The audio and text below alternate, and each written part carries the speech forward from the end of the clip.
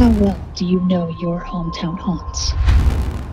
Here are some of my favorite Colorado ghost stories.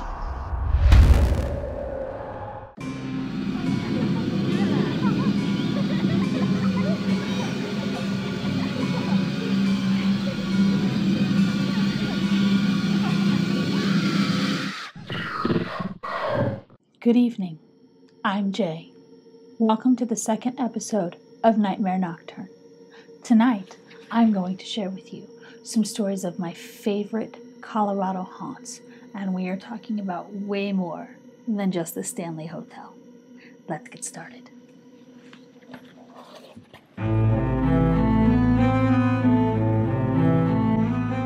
Riverdale Road. Riverdale Road is located in the northern suburbs of Denver, Colorado, and has as many stories as it does curves in the road. One of the most popular tales is that of Joggers Hill. There used to be a dirt road cresting a hill right off of Riverdale. Locals say an unfortunate jogger was killed by a passing car.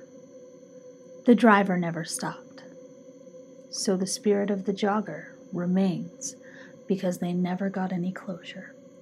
They say if you park your car on Joggers Hill late at night and turn off the engine, you'll hear the jogger running towards you.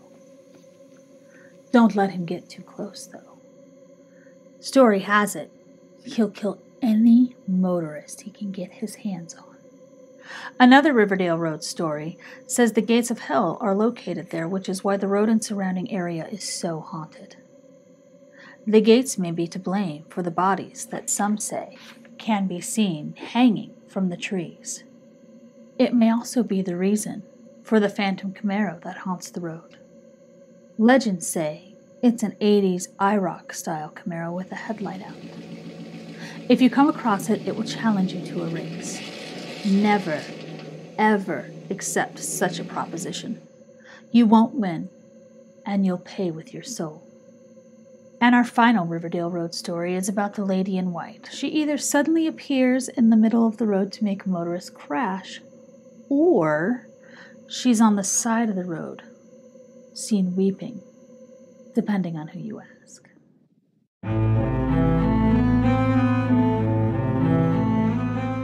The Third Bridge. The Third Bridge is on East County Line Road at the bottom of a hill out past Aurora, headed toward the plains. It is said the Third Bridge is the site of an Indian massacre. You can hear drumming late at night. And, if conditions are just right, you can hear screams. There's also been sightings of an apparition of a cowboy riding his ghostly steed across the road. This entity is not threatening. In fact, reports from people who have seen him mostly say he's just sad.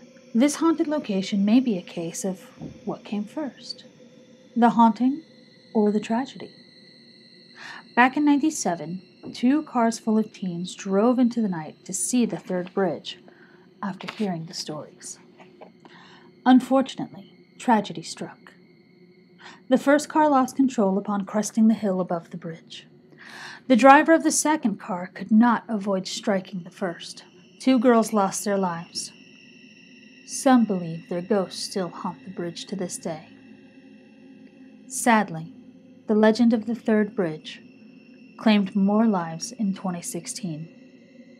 Another car wreck occurred, extinguishing the lives of 5 people. Friends of the victims said they were on their way back from visiting the bridge. It goes without saying, if you're going to visit the Third Bridge, please drive carefully.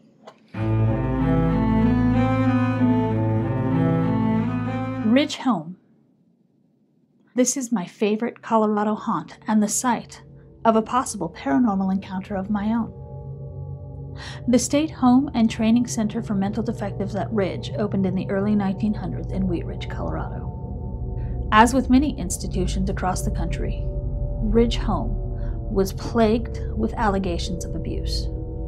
They shut the doors for the final time in 1991, and the buildings were torn down in the early 2000s to make way for a shopping center and apartments. Before being torn down, Ridge was a favorite place for local paranormal investigators thrill seekers, and dumb teenage pranks. The stories of Ridge Home are almost legendary amongst locals. Many of the stories center around doctors and nurses torturing patients in the name of science. There was a point in time in our medical history that it was thought disabled, both mentally and physically, people did not feel pain like the rest of us. Surgeries, organ removals, lobotomies, and the like, without proper anesthesia, were rumored to happen with frightening regularity.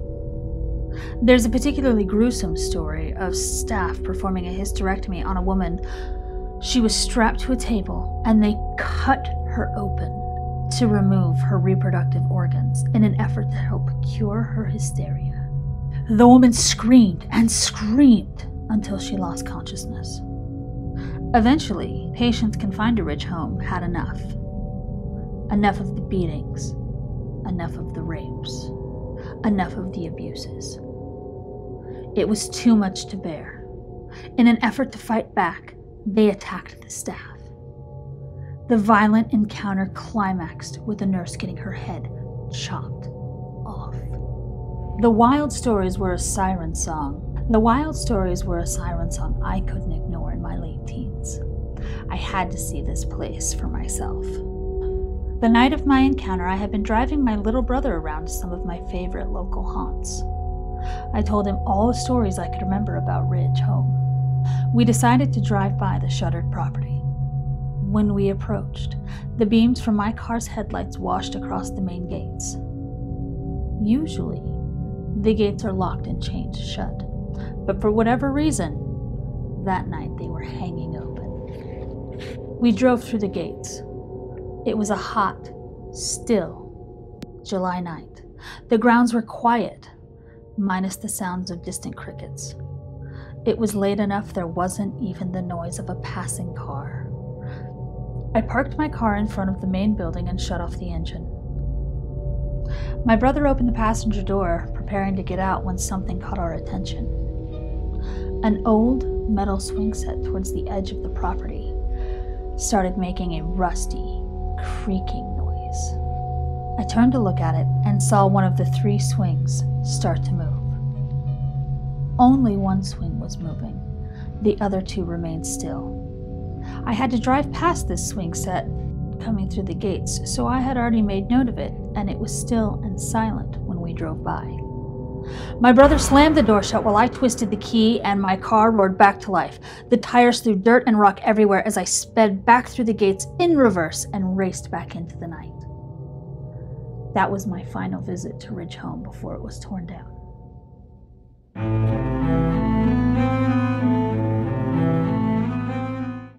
Heritage Square. Heritage Square is an amusement park located in Golden, Colorado. People report feelings of being watched by someone or something in the upper windows of the Victorian-style buildings that make up the shopping center of the park. There have been reports of music playing over the PA system when nobody is near the equipment. Hushed arguments have been heard when there's no obvious source for the voices. A former local paranormal team captured an EVP of what sounded like a little boy saying, "No, don't." The best-known story is that of a young man. He lived in the Golden area because he was going to hit it big with the gold rush. He never did find his way to riches by panning for gold, but he did find love. He met a beautiful Native American girl and fell head over heels in love with her. Naturally, her father would not allow the two to marry. The young man didn't have enough money, and he wasn't a Native American. The young couple weren't defeated yet. They made a plan to run away against her father's wishes. The father found out about the lovebirds' plan and stopped his daughter from meeting her lover. Meanwhile, a brave from her tribe waited for the man at the spot where he was supposed to meet up with his lady love. When the young man arrived at their secret meeting place, he was met by the brave who killed the young man. When the girl's father told her what happened to the poor miner, she took her own life to join him in death.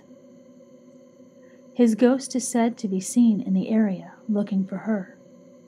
Meanwhile, her ghost can be heard weeping for her lost love.